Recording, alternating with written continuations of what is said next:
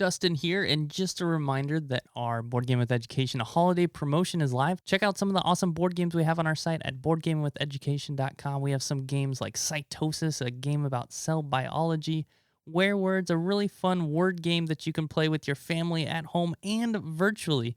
And feel free to send us a message if you have any questions about the games on our site or how to play them. We're here to help you learn how to play the games and find a great game for your game group, family, or learning environment. So again, boardgamewitheducation.com.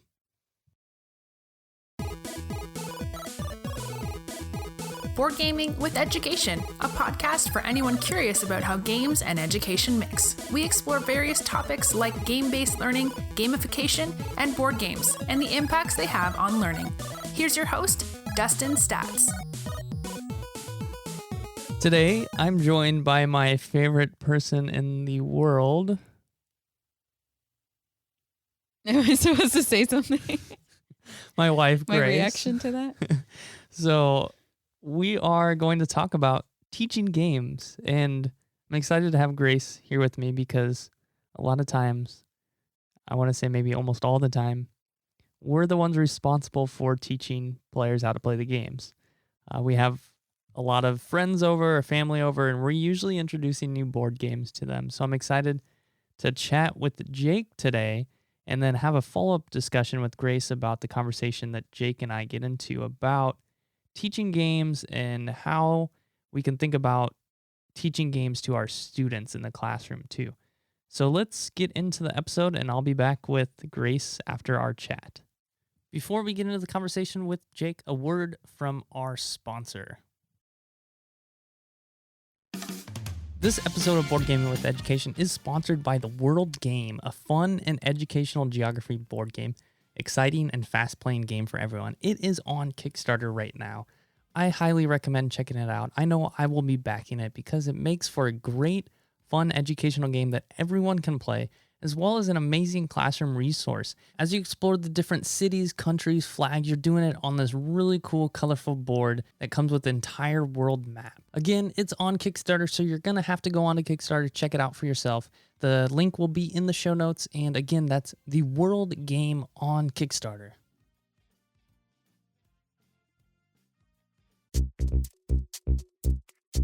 Welcome to a topical episode with Jake Michels. So I'm super excited. We kind of chatted about what this topic is going to be about, and I'm excited to be joined by Jake, who is a director and producer in LA. He is the co-founder and producer of the show Good Time Society. So I'm excited to have him on the show and learn a little bit about his insights about deciding what to include in teaching games, because that's a lot of what he's doing with his channel too. Jake, would you mind sharing a little bit about yourself for our listeners? Hi, yeah. Thanks for having me, Dustin. My name's Jake Michels. I am a writer, director, and producer here in Los Angeles. And as you mentioned, I just started a production company with my good friend Becca Scott, which is called the Good Time Society. And that's where we cover board games, video games, strategy things, and also a little bit of nerdery with our Star Trek podcast called To Boldly Watch. Oh, super awesome. I'm not a Star Trek fan. I mean, I like the movies for like a movie's sake, but I'm sure there's some other listeners out there that are big Star Trek fans. So I've never heard I like the movies for the movie's sake, but I'll take Yeah. it because I like the movies too. Yeah. Yeah, you should watch it. It's for all levels of Star Trek listeners, for those who are way in deep and also people who never really dip their toes in. It's a good entry because we start with The Next Generation, which is we don't go with the original series. We start with the one that actually started in the 80s because it's a little bit of a reference for people our age, but people of all ages listen. So yeah, you should come to check it out. That's awesome. Yeah, I don't want to get too involved in discussion because it would be probably way over my head. But I know my wife had taken a university course that looked at Star Trek in, I guess, like classism and race, maybe. I don't know. Ooh. That's a Oh man, I wish I went to that university. yeah, right. Cool. So we're going to talk about teaching games and what makes a good way of teaching games and looking at maybe some tips and tricks we can use as teachers or parents or just, I mean, maybe just board game hobbyists in teaching games. So what is the term teaching a game, quote unquote? Ooh, what is the term? Yeah. Well, for a little context of like where I come from it, I write and direct all of our How to Play episodes for Geek and Sundry and a show called How to Game, which is on Good Times Society. So I've been doing this for I think about like 3 or 4 years now of taking rule books for games and transitioning them into scripts for Becca to read on camera to explain to people in largely like a 10 or 12-minute format. But for our purposes of today's discussion, I guess teaching a game is kind of laying out the boundaries and the rules for which the game is going to take place. And that's really the one of the most important things. I think it might even be the most important thing about a game is the boundaries, right? Like what we are allowed and not allowed to do. And that's not to say that the rules are holy or they can't be changed or anything like that, but it's important for everybody that's involved to be on the same page. And the only way that can happen is if there are clear outlines of what's going on. Oh man, this is already awesome because I was just chatting with someone about playing a game as the first thing you do for the school year and talking about how a community in the classroom can look very similar to the structure of playing a game. So I'm excited Oh, to sure. kind of talk about this topic. Um, Well, that's true for kids, but also for adults as well, because like even in classroom environments for adults, like people come in with trepidation and not really sure what they're going to be learning, and this goes for like vocational skills or secondary education, or just even just like a yoga class. I mean, you wouldn't open a yoga class with a game, I suppose, but you would open it with some like how you doings and like some get to know you sometimes, so like that can be really helpful for setting the tone of a room. right, right. Some of those things are very unconsciously established norms in the classroom or in a group. So, what would you say? This is maybe a really tough question to answer, but I think it's a good springboard to our topic. What makes a good way of teaching games? Well, I think first you kind of need to know the context of which you are teaching it, right? So if you are a hardcore gamer and you're playing with other hardcore gamers who have played many games, you know all the different tropes that come with the game, you know all of the different strategies that come with the high level stuff that has really in-depth rules. We're talking like the rule books that are 30 pages and like phases have steps and sub steps and all that other stuff. Then you're probably comfortable just going through the rules by bullet point, or even having those players teach themselves on their own in some way, and then before starting the game kind of having a rules review.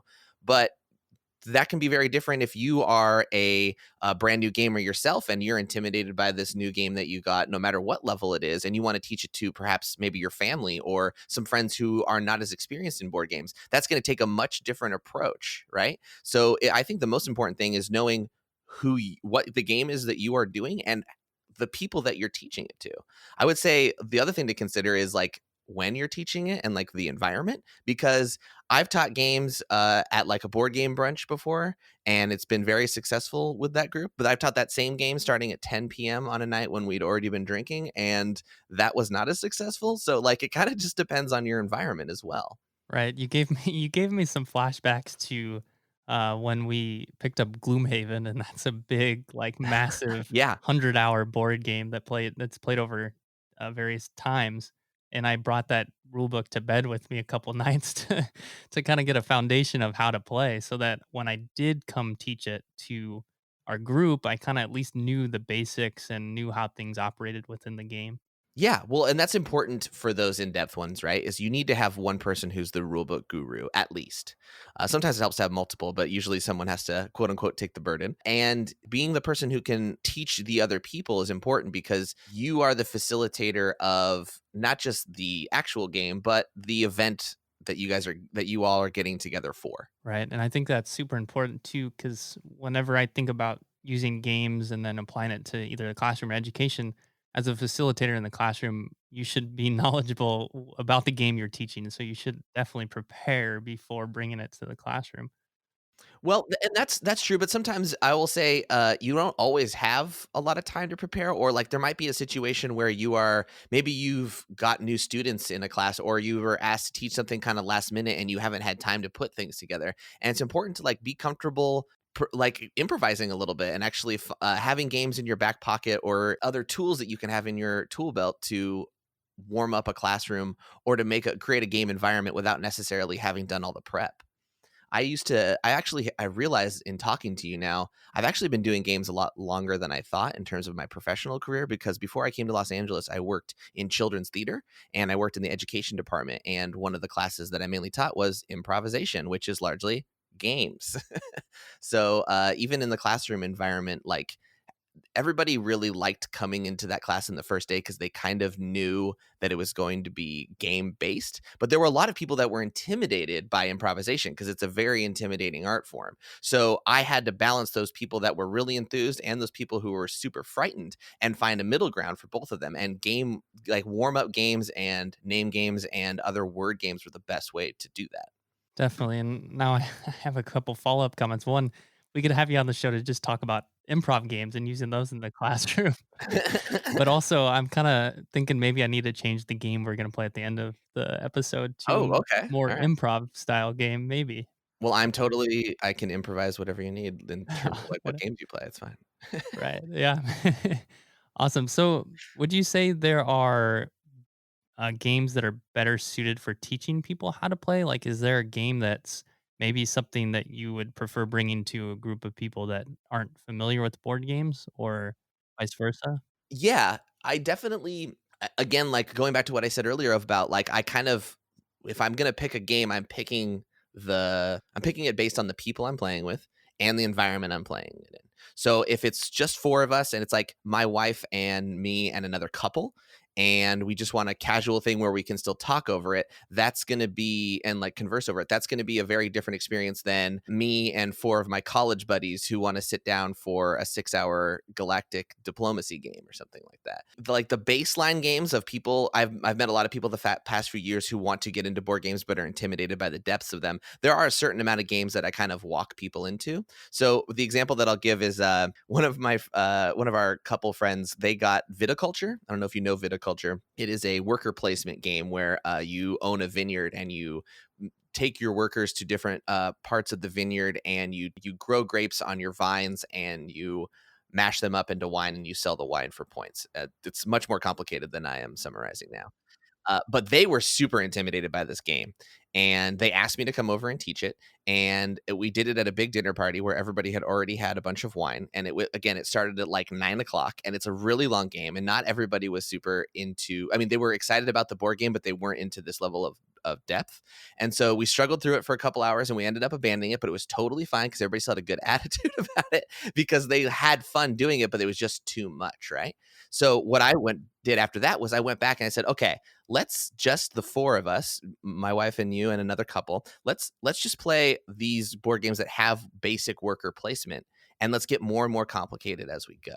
So like I started them out with like a non-worker placement game, like Point Salad and like Lords and Ladies or stuff like that. And then we progressed into like Lords of Waterdeep, which is like a very it has very basic things you can do on your turn, but it has a lot of complex strategy. And then we moved on to something like Architects of the West Kingdom, which that has a lot of you have way more workers then, and you have to spend them much more carefully. So they started learning about worker management. And then after the pandemic is done, I plan to teach them finally their own game of viticulture. So it's like kind of creating a stepping stone of mechanics, ideally, if you know what their end goal is. Right. And that, again, I like going back to the classroom. That's perfect example of how we could introduce games to our students who are not familiar with a lot of modern board game mechanics, or even as a teacher, kind of learning your way through the hobby. Because I know for myself, playing board games, I've always used games in class as a way to engage my students, but I was using games very much on the face value. Like I remember using like a roll and write game where it'd roll a die and then they would answer a question. Their partner would ask a question and then answer the question. Roll a die, partner, answer a question, ask a question, which isn't super engaging. It works. But then playing a lot of board games, I've learned that there are a lot of other mechanics I can use. Like I had developed a negotiation game where each group had a company and they had secret agendas they needed to fill with their company. I would have never have thought about that game unless I hadn't played some board games with those secret agenda mechanic or secret role, I guess. Like the games that we like are so cognitively like intensive that of course they are they are applicable to a learning environment. I mean, not just the games that require you to count points are applicable to math, which feels like the obvious answer, but like social deduction's a good one, in terms of just interacting with other people or having objectives and like building a strategy to like build an engine for a game or something like that. Like they are so applicable to learning that I'm I'm kind of surprised we don't incorporate more games just flat out in curriculum in schools, like always. And for students who really struggle with certain subjects, it's a great way to bring them in. I can't stress enough how kids will easily go for a game that involves math, but will be terrified of math if it's on just a worksheet. Right. I think I don't know if I want to toot my own horn, but I have had started tutoring a student in Taiwan when he was 5, and I had brought in some of his interests, and one of his interests was Pokemon. And now he's 8 or 9, and he loves English. And I wonder if part of that is because of that nurturing environment that subject of English created for him versus maybe math where he didn't get that added layer of Pokemon and math. Oh, I see what you're saying. Yeah, because of like him playing so much Pokemon, which he played it in English because it was written in English, the cards he had and stuff in the game. Yeah, essentially, it was even more simple than that. We started learning the alphabet, and instead of just showing him letters, I showed him Pokemon that were attached to letters using Pokeballs. So he would use a Pokeball. That's so good. Like, who wants to look at a flashcard with just the letter? Or like, yeah, we know A stands for apple. Who cares? We'd rather it starts for what's the aardvark one? Like, I get. Yeah. So we kind of talked about introducing players to new mechanics, and that is a way of maybe teaching games from a simple game to a more complex game. How would we break down the teaching process, like teaching a game a certain way? So I always start teaching a game by starting with the objective. I think it's too easy when you're teaching a game to like look at the rule book and kind of go through it sequentially. But a lot of rule books nowadays, not all of them, but a lot of them for some reason don't put like the winning condition or the whole game objective until the very end. They'll be like, once someone has 12 crescents, the game ends and that person is the winner. And we learn that after 4 pages of other rules. It's like people need to know first off what they are trying to do before they need to understand how to do it. It's kind of like teaching someone to build an IKEA like an IKEA piece of furniture without them even seeing what it was at the outset, right? Right. So I always start with the objective, and then I've already set up the board in some way, so there's a visual component as well, so I can easily point to stuff. And then I try to organize it in a way that's not too detail oriented, so we can kind of go step by step. So once you've explained the objective, you kind of can skip the setup unless it's important. And then you can get into gameplay. Sometimes setup is important because some games, like their strategies, depend on the things you do at setup, or certain players get certain things. So that's a stipulation. But for the most part, if you can get right into gameplay and tell a player what they do on their turn and how the game is made up of either turns or phases, or does everybody go sequentially, or does everybody go at the same time? Once you've outlined that, it's easy to kind of like diverge into subsystems. Like if there's like, you can go to the market, here's all the things you can do at the market. It's easy to stop. It's better to stop and just say, okay, here's what we can do on your turn. You can go to the market, you can go to the quarry, you can go to, I'm making this game up. You can go to the rocket center, you can do all these other things. But then instead of like every time you explain those, then explaining all the things within it, it's easy to get the broad picture first, make sure your players understand, then get specific either when they ask or when you have time to go into the details. That's kind of my main strategies for teaching a game, no matter the depth of the game. Is like objective, a little bit of setup if it's necessary, and then what happens in a turn. Right. I think that's a good breakdown of the process. And then kind of looking at it from teaching a board game for learning, maybe, or bringing a board game to class. When would you say is an important part or important time to introduce how it ties into the course objective or the curriculum as a teacher? Man, it's kind of better if you don't. Like the best experiences I had as a teacher is when the students told me when they saw how it applied. Especially with improv games, is like you would teach them these absurd games where they were just making, theater is sometimes really hard to explain on an audio format, but it's very hard to explain in an improv format too, because warm-ups are sometimes so, for lack of a better term, hokey or silly, because you're doing like hand gestures or weird sounds and building on those sounds.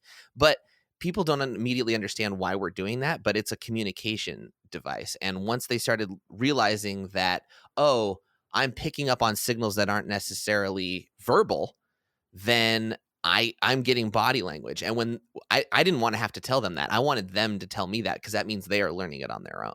So I kind of dodged your question by saying never, but I mean, No, ideally, like that's the whole point, is like, if you don't tell your students that this is part of the class, they'll just want to play the game all the time. And then if they want to play the game and they're still learning, then it's a win-win. Right. And I think it's important for students to be able to see in the game where the learning ties into. Yes, and I think they will see that, like, especially if you are good about picking your games and seeing how that applies. I have a neighbor friend whose child is really struggling with math, and I'm planning to give them point salad. Do you know point salad? I know of the game. I know there's a lot of ways you can score points, and I know it's mathy. Yeah. Yeah, it is mathy, but like it's mathy in a pretty simple way. And again, like Lords of Waterdeep, it's a game that you can't do much on your turn. You only have like one or two options, so it's not overwhelming for the gamer. But where the strategy come in is trying to optimize your points. And I don't know if a salad is the most appealing thing for kids, but I will say, like, in the context of a game, it's way easier for them to want to do multiplication if they are trying to do something leisurely than they are if they're doing it on a worksheet. Right. 100%. Yeah. And what would you say, as a teacher or maybe a parent using a game like Point Salad, how would you suggest teaching that to a student or their kids? What are some like tips you might give them? Well, something simple like that is to just sit them down and tell them that it's a game, and like take it out of the context of school, like take it out of the context of learning. Especially, I would say not all kids like dislike learning. Lots of kids love school and are eager for those things. But there's kind of a tension when it comes to school, especially like right now with the pandemic, where there's a lot of there's more homeschooling, there's more parent interaction with kids' homework right now, which is super great and also really stressful. And I totally understand that. So maybe taking it out of the school/learning context when you at the outset, and going right into explaining the game just as that is, as a game.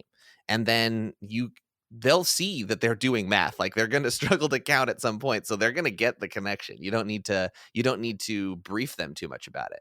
I think it's more important to go into it with an aspect of fun, because when people are having fun, they are more open, and when they're more open, they're more receptive to learning. You make a good point. They're doing math, and when it's in a game context, there's the desire to do it because it's a game versus because it's math. Yes, exactly. When you're teaching a game to new players, what are some ways you can keep them engaged? Because when I'm thinking as a teacher, I've taught how to play board games for English language teaching, and I'm teaching to non-native English speakers. So some things I've done is use like visual cues and also examples throughout the process of teaching. What are some ways that you would suggest to keep players engaged? Yeah. Visual cues are the best one, I think. I think you hit it on the head there, especially with like if you have a lot of components in a game, don't give them all to them at once. Like, don't hand them all of their things and say, okay, I'm going to explain what each one does. Give them one thing at a time and explain what it does. And then you'll have something else to reveal later as like, ooh, there's a surprise. You also have a market board.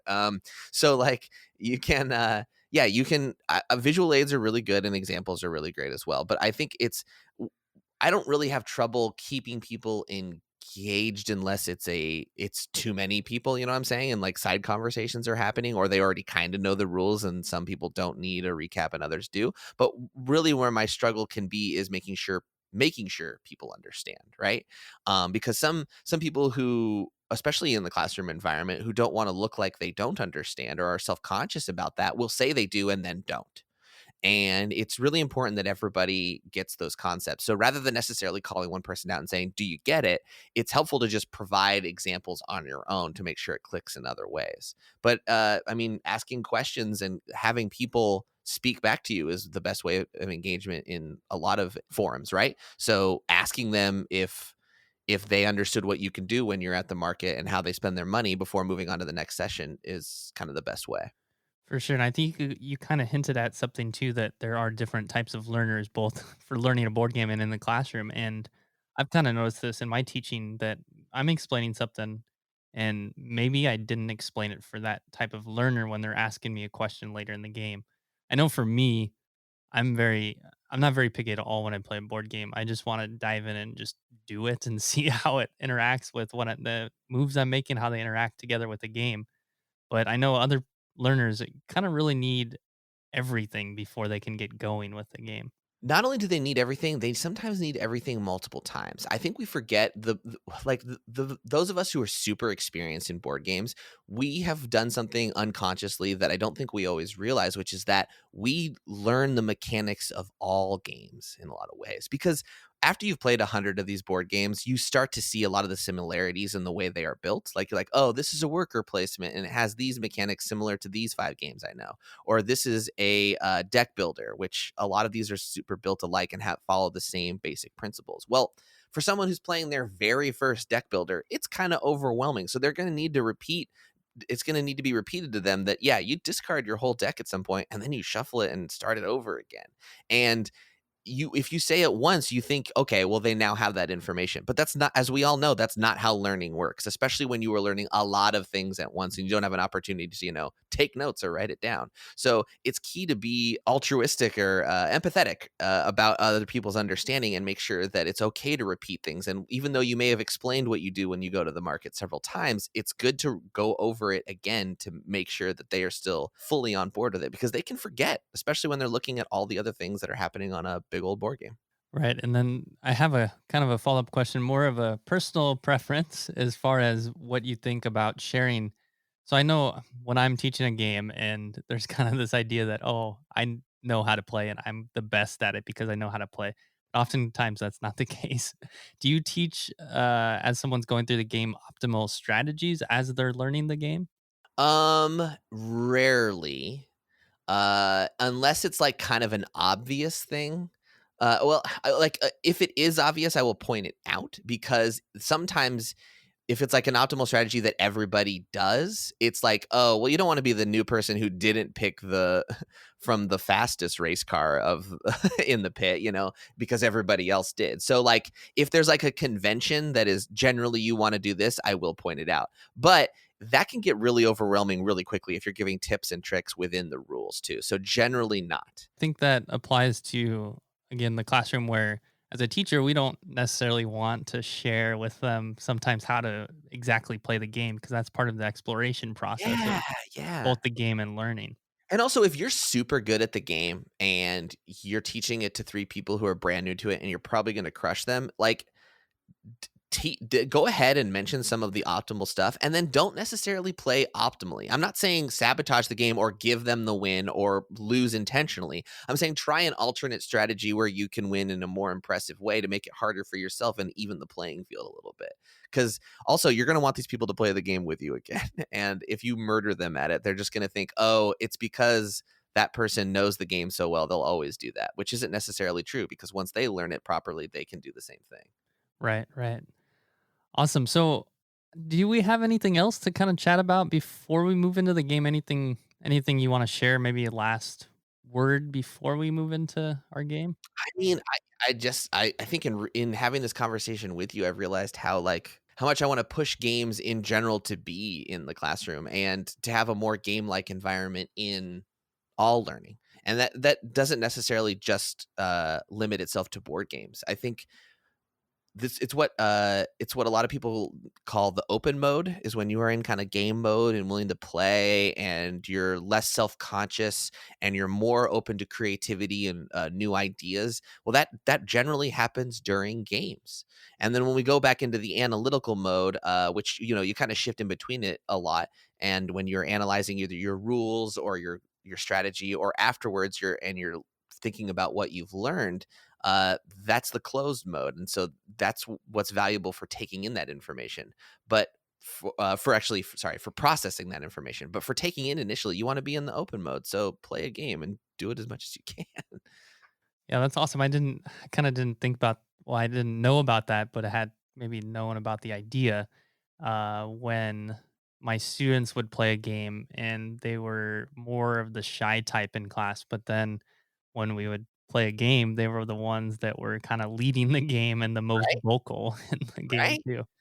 Yeah, it's because they're comfortable. They're not self-conscious about anything. Well, I mean, they're self-conscious, sure, but like they're not as self-conscious about learning or about whatever they are self-conscious about. They are they can let down their guard a little bit and they can just immerse themselves in something that is not important. Because games, that's what I love about games, is like they don't matter. Like, and as an Yeah. advocate for games, I think they're so important. I think they are truly important in terms of our interaction. But the actual game and its effects, it's not important, and we can take it super seriously, and we can like have a lot of intense battles with our friends about them, but like at the end of the day, it's just a game. So I love that we can get into something that is so not real that it doesn't matter, but we can get it in such a way that we can still learn a lot from it. I like that. Yeah, for sure. So Jake is going to stick around for our game, and Grace and I are going to talk a little bit more about teaching games.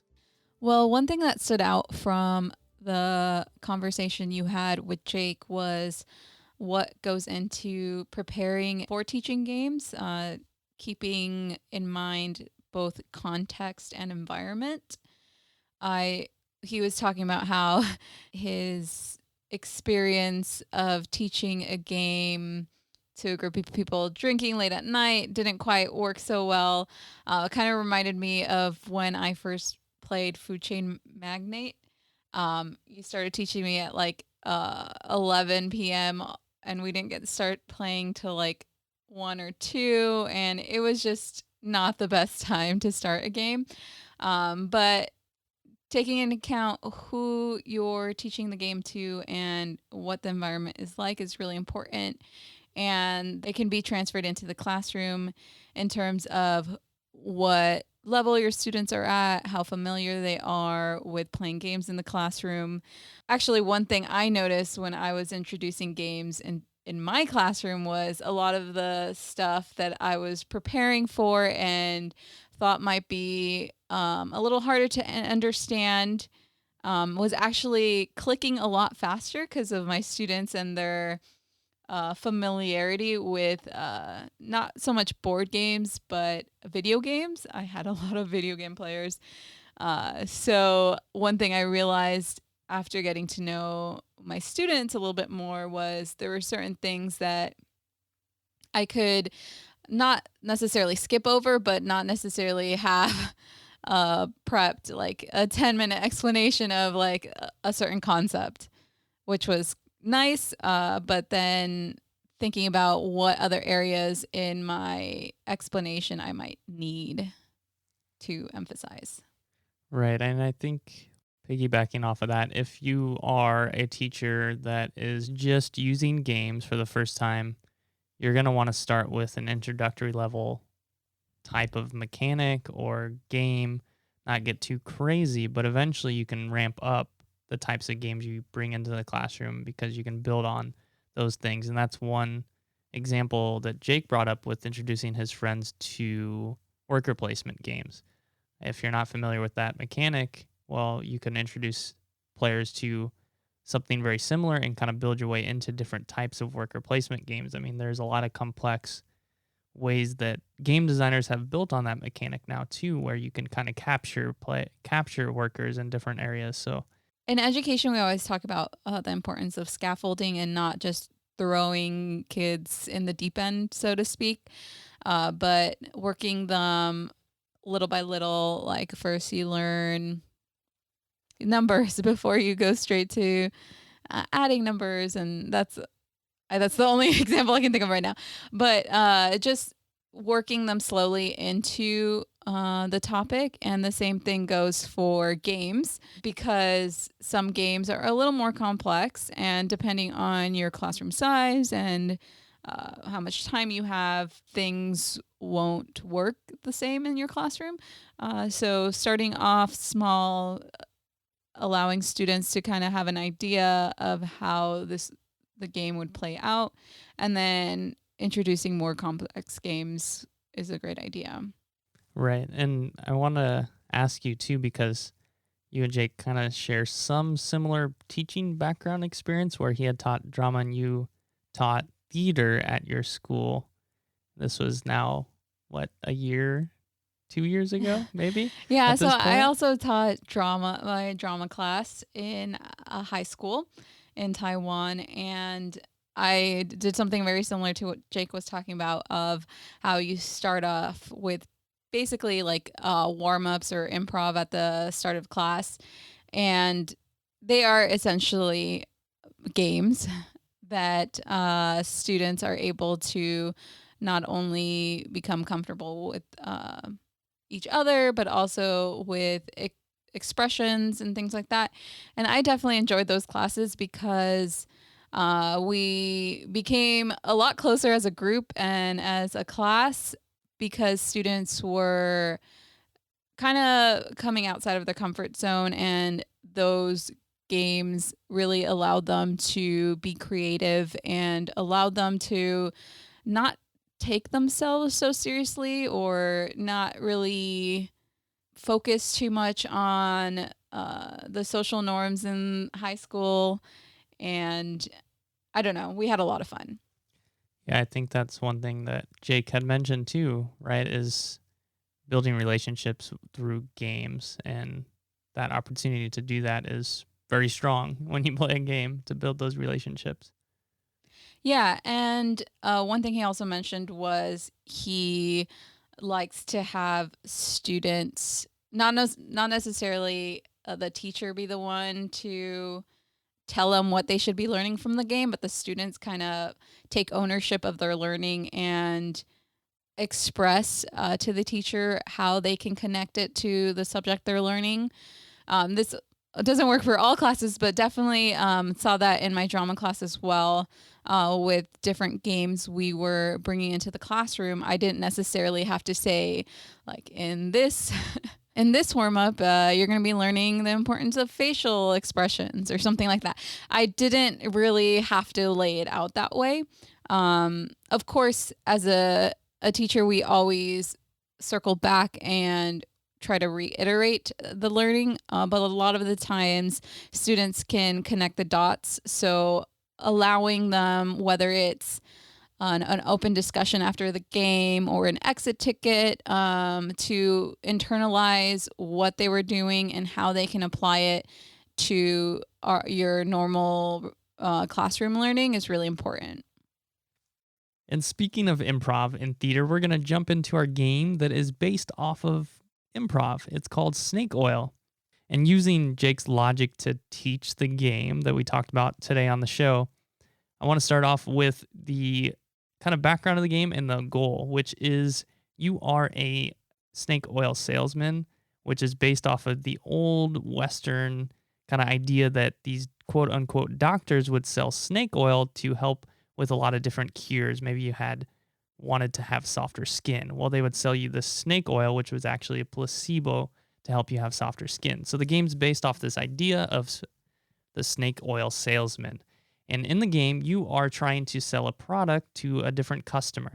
And you get a hand of 5 cards that are random words, and you're trying to sell it to a different customer that might be a cheerleader, a bank robber, or anything else. So, Grace, you are the customer.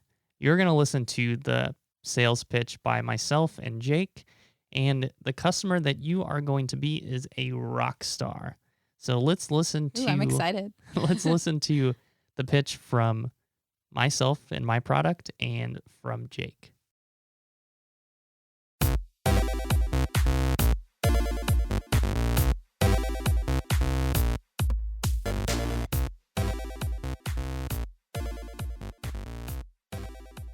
This is a gravity canoe that you can take on to your world tour you go on as you share your music with the world.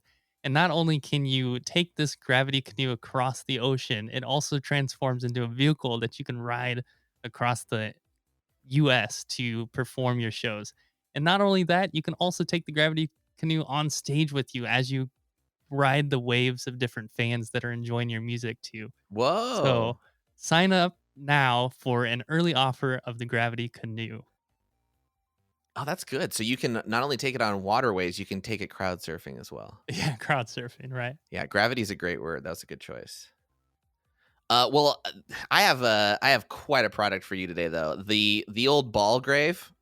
You're going to need one of these. So if you're a rock star that likes to drop things from the ceiling at the end of your show, like most rock stars do, after either your pyrotechnics are done or your flashing lights or your strobe effects or any of the awesome videos that you have playing on the big screen behind you, you're definitely going to want to drop some balls from the ceiling, much like it was like, I don't know, like an election celebration or something. But what do you do with all those balls on the concert floor once the concert goers have left? I mean, you're going to have to rehang them again, right? Not if you have a ball grave. That's right. There is a funnel system below the concert that we can install, which is called the ball grave, and it funnels all the balls down into a hole and then shoots them out through a vacuum system back to the top of the concert hall. So if you want to have a tidy, crewless, by the way, device that gets your balls back up to the ceiling, go ahead and get Ball Grave. You can sign up now for 100% off your first Ball Grave installment.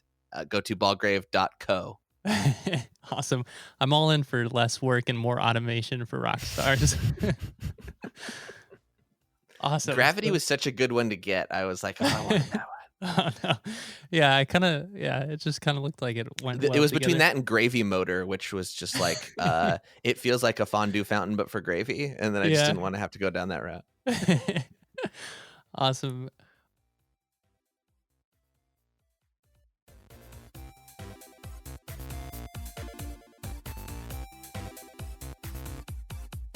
All right, so those are some pretty awesome products.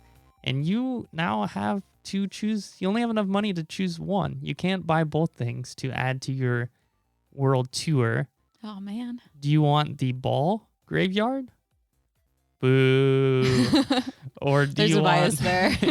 Or do you want the gravity canoe? Yeah. So, okay. The gravity canoe sounds interesting, except I am very bad at just balancing in general. So I feel like at some point, if I try to stand or something, it just wouldn't be pretty. Oh, man, I forgot to mention that as part of the product features. Yeah, I tried riding a skateboard once and immediately fell. And then maybe it's just because I've been recently like cleaning our house that the ball, what was it? Ball graveyard. You don't even know the name of the product. I don't need to. It just works so well. It told me without the name. I think that would be super helpful on the operations side of the Rockstar. But I guess, yeah. It would just be faster as a Rockstar to be able to wrap up and quickly move to the next city. Yeah, I was watching you listen to our sales pitch. I knew you were gonna pick the ball graveyard. All right, Grace. It allows me to go to more cities and rock out more faster.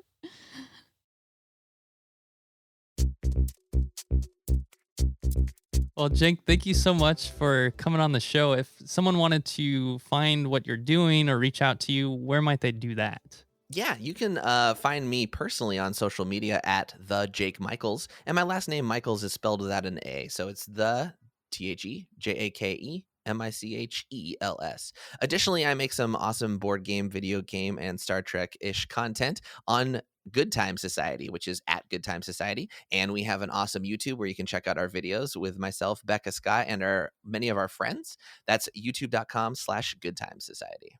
Awesome. Thank you again so much, Jake. Yeah, thank you, Dustin. I want to talk more. All right, Grace, thank you for coming on the show. If anyone wanted to reach out to you, I know they can check you out or I know they can reach you through our website. I'm happy to forward any other information onto you, but do you have a different way that people can reach you? Yeah, just reaching me on the website or on our Instagram as well.